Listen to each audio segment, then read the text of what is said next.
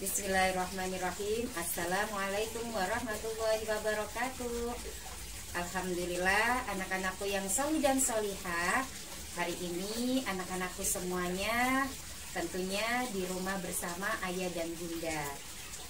Anak-anakku yang solih dan solihah, alhamdulillah diberikan Allah kesehatan, semuanya sehat, dan semoga anak-anakku semuanya dijadikan Allah anak yang solih dan solihah, yang senantiasa dilindungi Allah dari godaan setan yang terkutuk, dan senantiasa sama Allah senantiasa diberikan ilmu yang bermanfaat karena tetap semangat belajar walaupun di hari libur. Kali ini Ustazah Sila ingin mengajak anak-anakku yang solih dan solihah untuk mengetahui kisah tentang Isra Mi'raj Nabi Muhammad Sallallahu Alaihi Wasallam. Baik anak-anakku yang solih dan solihah, kita mulai ya. Pastikan kita memulainya dengan baca apa dulu? Membaca basmalah. Yuk sama-sama. Bismillahirrahmanirrahim. Dengan menyebut nama Allah yang Maha Pengasih lagi Maha Penyayang. Anak-anakku yang solih dan solihah, di kisah Isra Mi'raj ini Allah itu sudah mencantumkan surat, yaitu di Al-Quran surat Al-Isra, yang artinya nih di ayat pertama, yang artinya Maha Suci Allah yang telah memperjalankan hambanya pada suatu malam dari Masjidil Haram ke Masjidil Aqsa, yang telah kami berkati sekelilingnya agar kami perlihatkan kepadanya sebagian dari tanda-tanda kebesaran kami. Sungguh dia adalah Maha mendengar lagi Maha mengetahui. Baik anak-anakku yang solih dan solihah, kita simak ya kisah tentang Isra Mi'raj Nabi Muhammad Sallallahu Alaihi Wasallam. Perjalanan Isra Mi'raj Nabi Muhammad Sallallahu Alaihi Wasallam. Malam menyelimuti kota Mekah. Suasana begitu senyap. Angin dingin terasa menusuk tulang. Sebagian penduduk kota memilih untuk terlelap. Pada saat itulah Rasulullah Shallallahu Alaihi Wasallam kedatangan tamu agung. Malam itu Rasulullah Shallallahu Alaihi Wasallam sedang berbaring di sisi Baitullah dalam keadaan antara tidur dan sadar. Kemudian beliau amat terkejut. Nah, oleh apa ya? Kedatangan malaikat Jibril. Wajah malaikat Jibril putih, bersih dan bercahaya. Kemudian malaikat Jibril pun berkata, "Engkau akan diperjalankan menuju langit oleh Allah dari Masjidil Aqsa." Malaikat Jibril segera membedah perut Rasulullah Shallallahu Alaihi Wasallam seperti seorang ahli bedah. Malaikat Jibril pun mengeluarkan hati Rasulullah Shallallahu Alaihi Wasallam. Lalu hati itu dicuci dengan air Zam-Zam yang berada dalam tempat dari emas. Hati Rasulullah Shallallahu Alaihi Wasallam kemudian dipenuhi dengan iman dan hikmah. Setelah hati Rasulullah Shallallahu Alaihi Wasallam bersih, malaikat Jibril pun menuntun seekor binatang yang belum pernah dilihat Rasulullah Shallallahu Alaihi Wasallam. Sebelumnya binatang itu warnanya putih bersinar. Ia lebih kecil daripada bugol atau binatang peranakan antara kuda dan keledai, dan lebih besar daripada keledai. Itulah binatang yang disebut buraq. Binatang itu berasal dari surga. Ia dinamai buraq karena mampu terbang secepat kilat atau barq. Malaikat Jibril segera mempersilahkan Rasulullah Shallallahu Alaihi Wasallam untuk menaiki buraq. mereka siap melakukan perjalanan menuju Masjidil Aqsa. Perjalanan itu disebut Isra. Dalam sekejap mata, mereka terbang melintasi kota Mekah.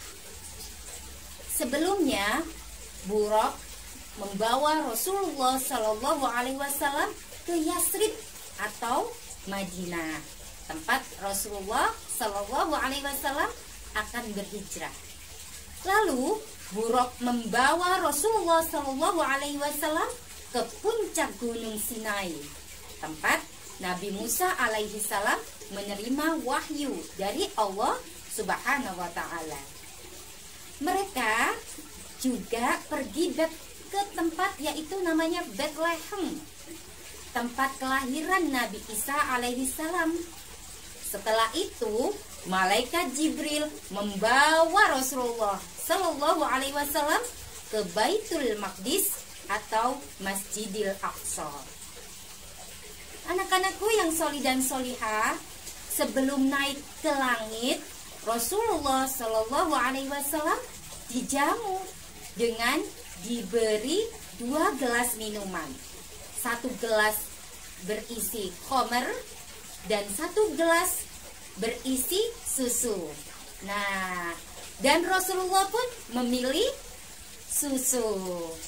Nah, kemudian malaikat Jibril mengatakan, pilihanmu menunjukkan fitrah yang kamu dan kaummu pilih. Kemudian perjalanan Rasulullah Shallallahu Alaihi Wasallam dari Masjidil Haram ke Masjidil Aqsa diungkapkan atau di firman Allah di surat Al-Isra.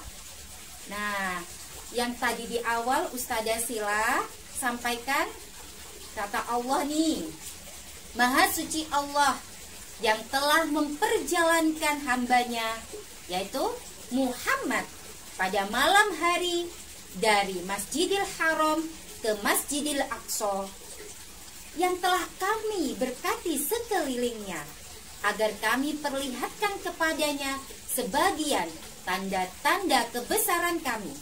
Sesungguhnya Dia Maha mendengar, Maha melihat. Anak-anakku yang sholih dan sholihah, Isra merupakan perjalanan penuh mukjizat karena Rasulullah Shallallahu Alaihi Wasallam menempuhnya hanya dalam waktu sekejap. Padahal nih, jarak antara Masjidil Haram ke Masjidil Aqsa itu sangat jauh. Sungguh tidak bisa dibayangkan, apalagi pada saat yang sama Rasulullah Shallallahu Alaihi Wasallam melakukan Mi'raj. Mi'raj adalah perjalanan dari Masjidil Aqsa ke Sidratul Muntaha. Kita simak yuk kisah selanjutnya, yaitu peristiwa Mi'raj Rasulullah Shallallahu Alaihi Wasallam. Setelah perjalanan Isra dari Masjidil Haram ke Masjidil Aqsa, Rasulullah Shallallahu Alaihi Wasallam melanjutkan perjalanan Mi'rajnya. Rasulullah Shallallahu Alaihi Wasallam menuju langit ke-7 hingga Sidratul Muntaha. Di langit pertama, beliau bersama malaikat Jibril. Ditanya, "Siapa?" "Aku Jibril." "Siapa orang yang bersamamu?" "Muhammad." "Apakah dia sudah diutus?" "Iya."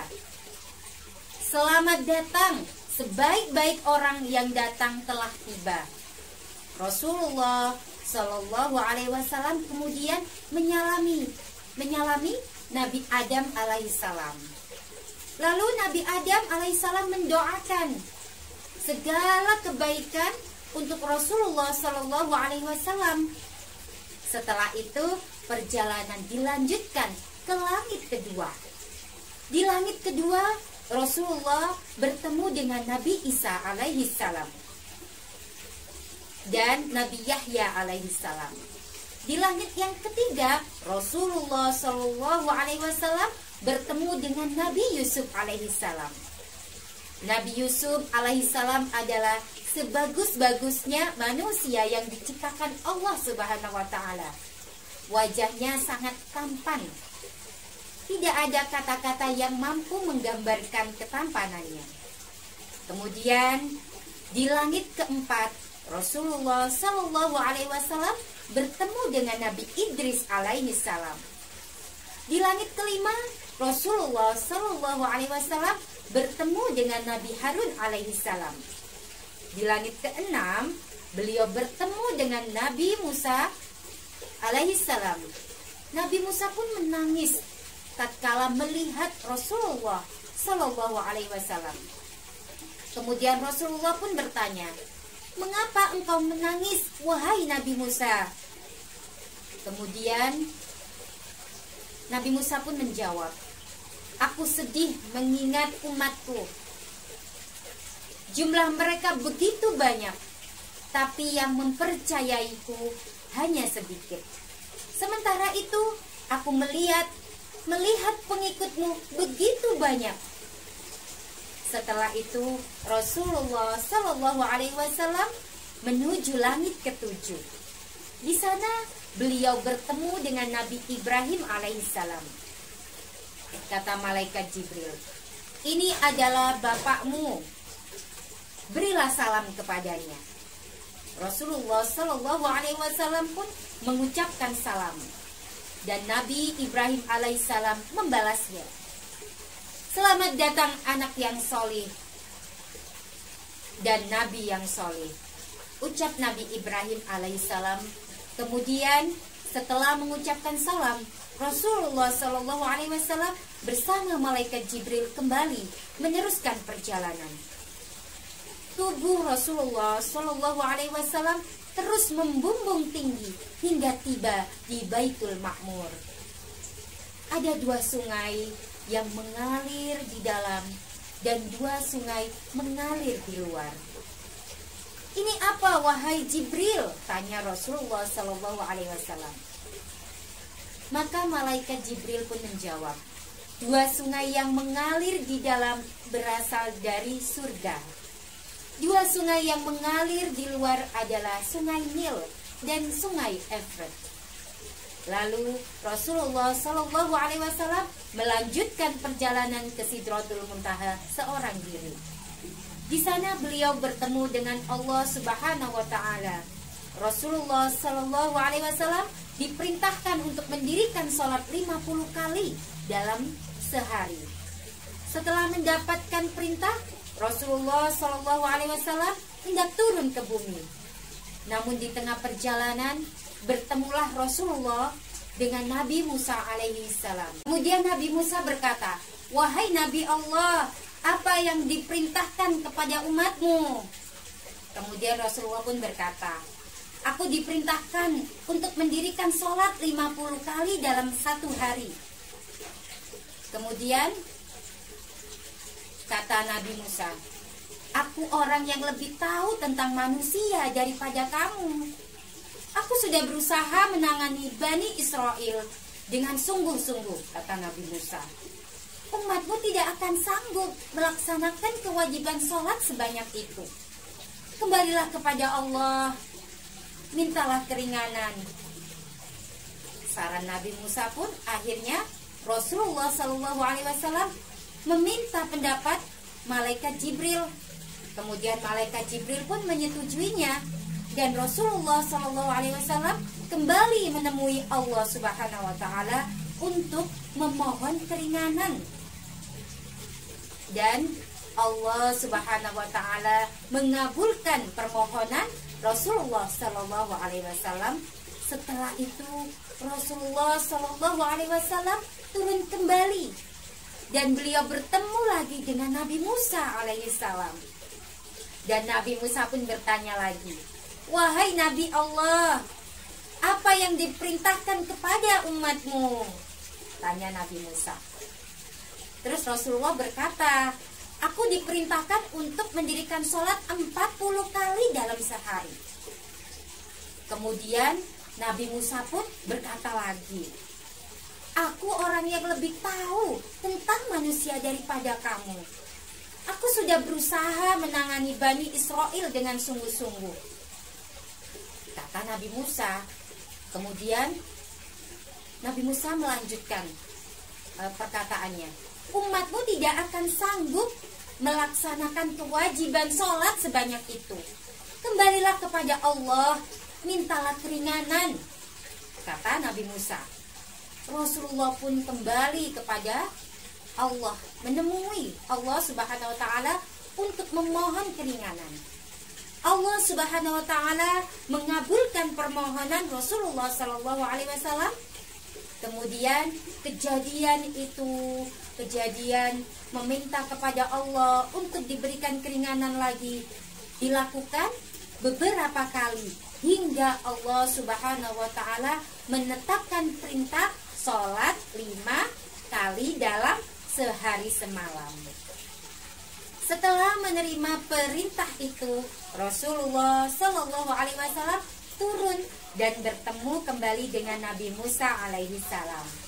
Ketika itu Nabi Musa alaihi salam kembali menyarankan kepada Rasulullah Shallallahu Alaihi Wasallam untuk meminta keringanan lagi. Namun Rasulullah Shallallahu Alaihi Wasallam menolak saran itu karena merasa malu kepada Allah Subhanahu Wa Taala. Kemudian Rasulullah pun berkata, telah ditetapkan 5 waktu. Aku telah menerimanya dengan baik, kata Rasulullah. Tiba-tiba ada suara berseru, sungguh aku telah putuskan kewajiban dariku ini. Aku telah meringankan buat hamba-hambaku, dan aku balas setiap satu kebaikan sholat dengan 10 balasan atau pahala. Selesai menerima perintah sholat 5 waktu, Rasulullah kembali ke bumi dengan menaiki buraq. Menjelang subuh, Rasulullah Shallallahu Alaihi Wasallam telah kembali berada di bumi. Kemudian dibangunkannya orang-orang untuk menjalankan sholat subuh. Setelah itu beliau menceritakan pengalamannya selama melakukan Isra Mi'raj. Anak-anakku yang sholih dan sholihah, itulah tadi kisah perjalanan Isra Mi'raj Nabi Muhammad Sallallahu Alaihi Wasallam hingga mendapatkan perintah dari Allah Subhanahu Wa Taala, yaitu sholat 5 waktu. Sudah tahu ya, sholat 5 waktu apa saja? Ada subuh, berapa rakaat? 2 rakaat. Sholat duhur. Sholat duhur berapa? 4 rakaat. Yang ketiga sholat apa? Sholat asar 4 rakaat. Sholat maghrib ada berapa? Ada 3 rakaat. Sholat isya 4 rakaat. Subuh, duhur, asar, maghrib, dan isya. Alhamdulillah, anak-anakku yang sholih dan sholihah, ini sudah tahu kisah tentang perjalanan Isra Mi'raj Rasulullah Sallallahu Alaihi Wasallam, yaitu perintah sholat 5 waktu. Semoga anak-anakku yang sholih dan sholihah di rumah tetap semangat melakukan sholat 5 waktu dan senantiasa sayang pada orang tua dan hormat kepada orang tua. Oke, sekian dari Ustazah Sila. Assalamualaikum warahmatullahi wabarakatuh.